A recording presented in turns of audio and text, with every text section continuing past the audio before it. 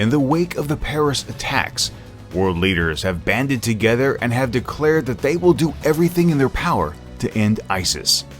The Koreas will meet this week, but will it prove a fruitful gathering? Plus, the U.S. announces another freedom of navigation exercise in the South China Sea. These stories and regional headlines are coming up next. This is the Asia Brief.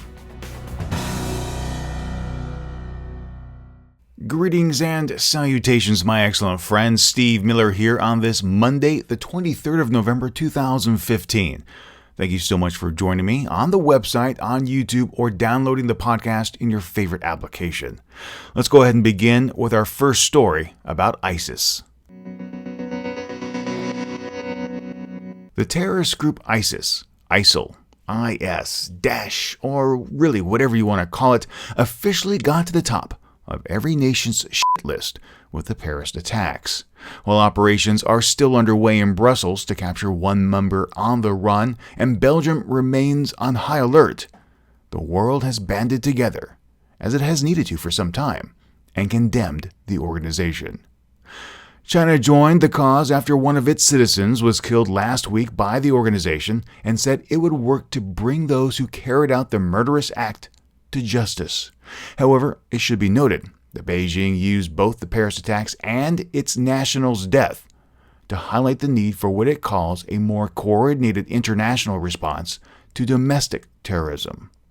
On Friday, it was reported that Chinese security forces killed 28 terrorists, and I should use air quotes there, after weeks of searching for those China believes are responsible for carrying out a deadly knife attack at a coal mine in the Xinjiang region that ultimately killed 16 individuals, including 5 police officers.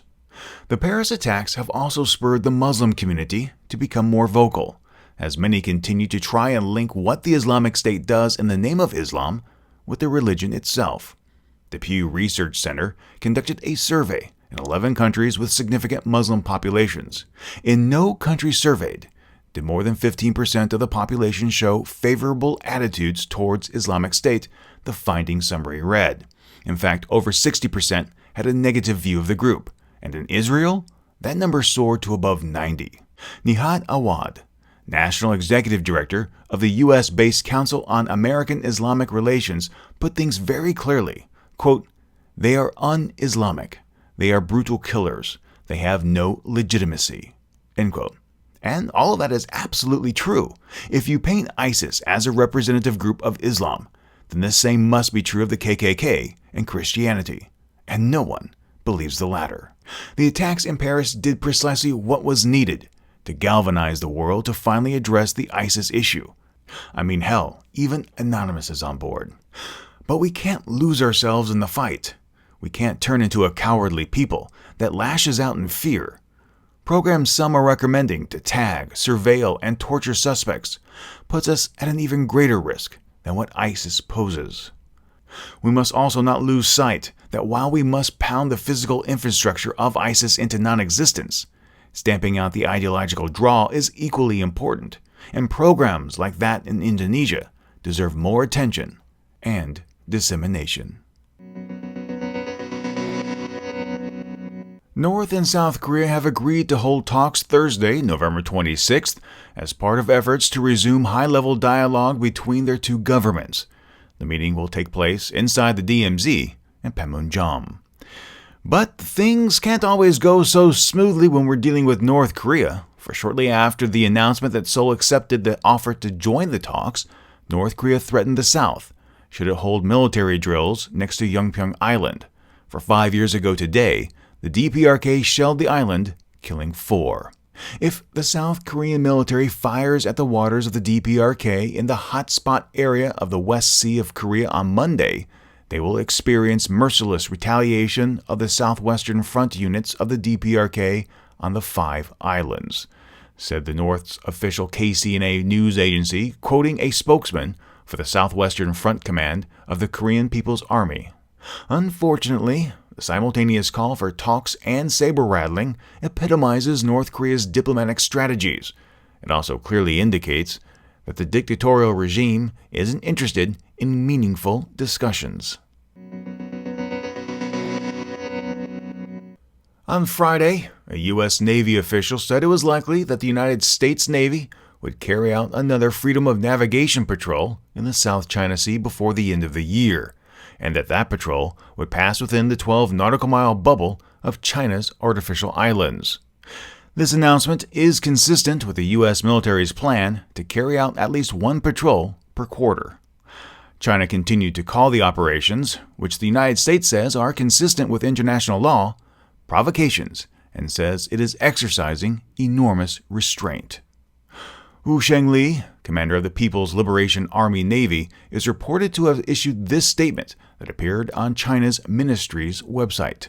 Quote, "The Chinese Navy has closely monitored the provocations of the United States and issued several warnings, while exercising enormous restraint in the interests of safeguarding the overall situation in bilateral relations. If the United States carries out repeated provocations despite China's opposition, we have the ability to defend our national sovereignty and security." End quote.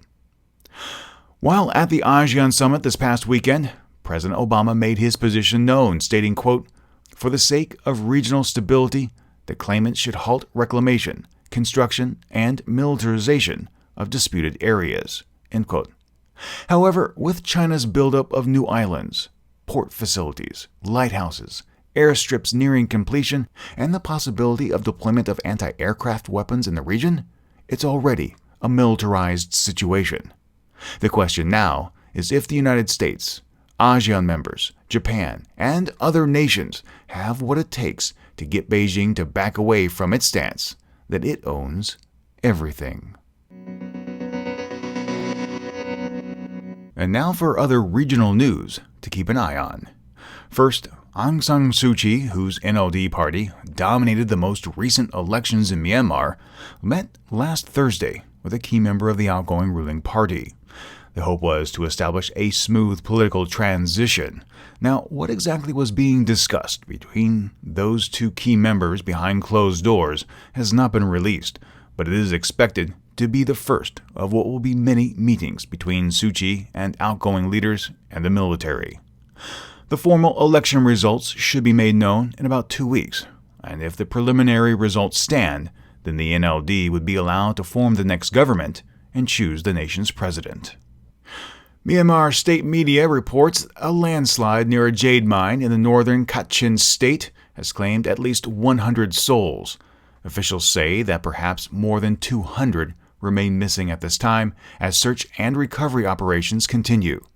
The jade mining industry accounts for nearly half of the country's GDP and is among the world's highest quality, according to the group Global Witness.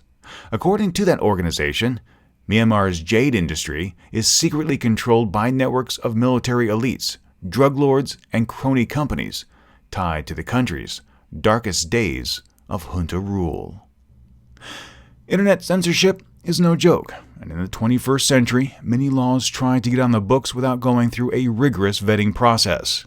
Such is the case in Australia, where a small ISP is being threatened with legal action if they do not block an external website. The law firm Moray & Agnew, acting on the behalf of Simmons Homes Construction, told the ISP to block Australian access to CHM Constructions, saying that the latter company was infringing on its clients' rights. Failing to do so, the law firm would take the ISP to federal court, pursuant to Section 115A of the Copyright Act of 1968. Now, this case is being viewed as the first test of Australia's site blocking law that went into effect back in June. World rights holders could apply to federal court to have foreign-based websites blocked if the primary purpose of that foreign website was to infringe on copyright. Now, making that claim stick in this instance may be tough. Several nations are interested in beefing up protection of the freedom of navigation in the South China Sea, and Japan is one of them. Recently, Tokyo agreed on a deal with Manila to bolster the Philippines' defense equipment and technology. Manila has now requested large Coast Guard ships to patrol the disputed area. Abe reportedly welcomed the new deal, but noted it could take up to 2 years before anything is settled. However, Japanese lawmakers may tweak other processes and allow the donations.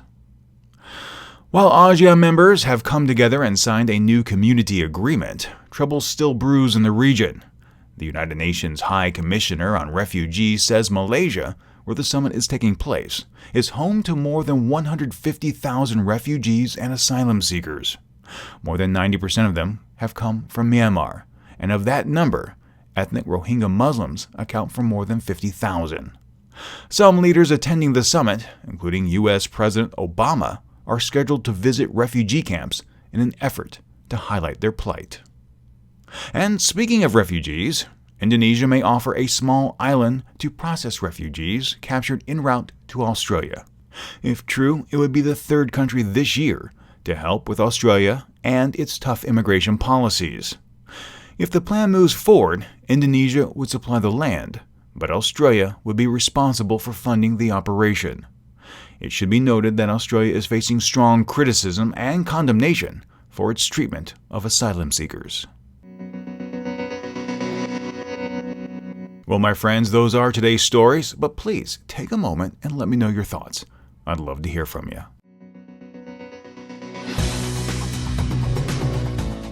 The Asia Brief is a special feature of the Asia News Weekly podcast. If you enjoyed the podcast, please share it with your friends, and if you haven't, subscribe. Subscribing is free, and when you do, the next episode is delivered automatically to you. You can subscribe on our website, asianewsweekly.net, or in your favorite podcast application. You can also keep up with more news from the region by following Asia News Weekly on Facebook or Twitter. And if you have any comments, questions, or feedback, be sure to drop us a line. That email address is podcast@asianewsweekly.net. Thank you so much for joining me, and until next time, remember to be true to yourself and to always be awesome.